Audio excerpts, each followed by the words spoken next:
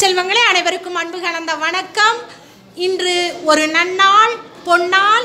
ஏனெனில் வைர விழாவின் முன்னாள் மாணவர் டாக்டர் வர்கீஸ் குரியன் அவர்களினுடைய பிறந்த நாள்.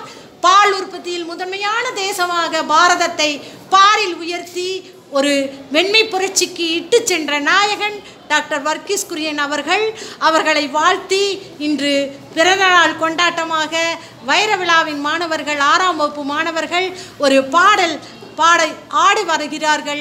வாருங்கள், உங்கள் பாடலை தாருங்கள்.